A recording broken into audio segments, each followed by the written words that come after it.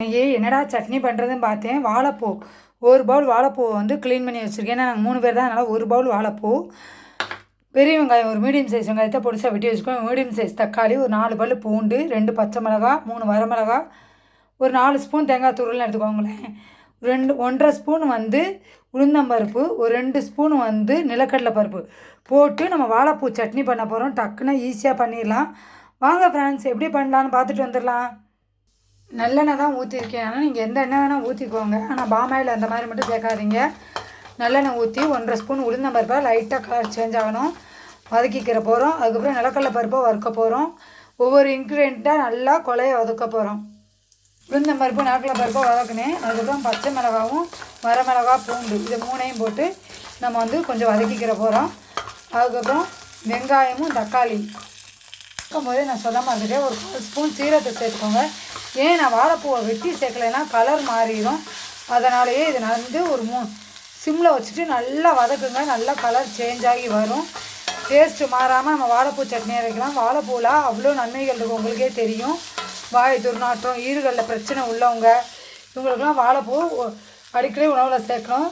ரெண்டாவது அதிகமாக உதிரப்போக்கு இருக்குது, எங்களுக்கு ஒயிட் ரொம்பப்படுது, வெள்ளைப்படுது, ஹீமோகுளோபின் ரொம்ப சிவப்பணுக்கள் கம்மியாக இருக்குது அப்படி சொல்கிறவங்கெல்லாம் இந்த மாதிரி வாழைப்பூவை அடிக்கடி வாரத்தில் ஒரு 2 நாள் 3 நாள் உணவில் சேர்த்துட்டு வரணும்.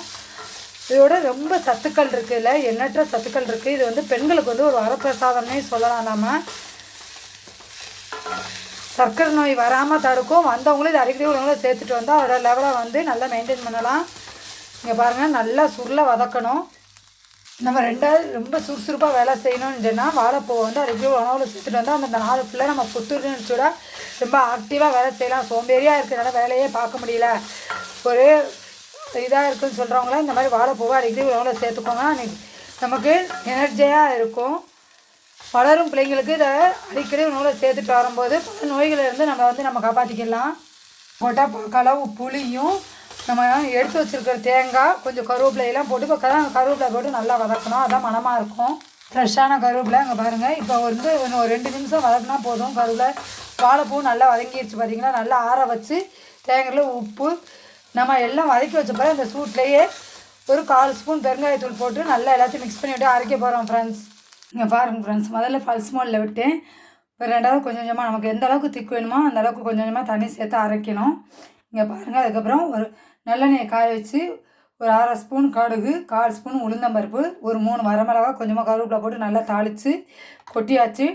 டேஸ்ட்டு செமையாக இருக்குது ஃப்ரெண்ட்ஸ். பிடிச்சா லைக் பண்ணுங்கள், ஷேர் பண்ணுங்கள், சப்ஸ்கிரைப் பண்ணுங்கள். இந்த மாதிரி சட்னி அடிக்கடி நம்ம உணவில் சேர்த்துக்கிடும் போது நம்ம ஹெல்த்தை பாதுகாக்கலாம். பாய். அடுத்து புது ஒரு வீடியோவோட ஆரோக்கியமான வீடியோவோட உங்களை சந்திக்கிறேன்.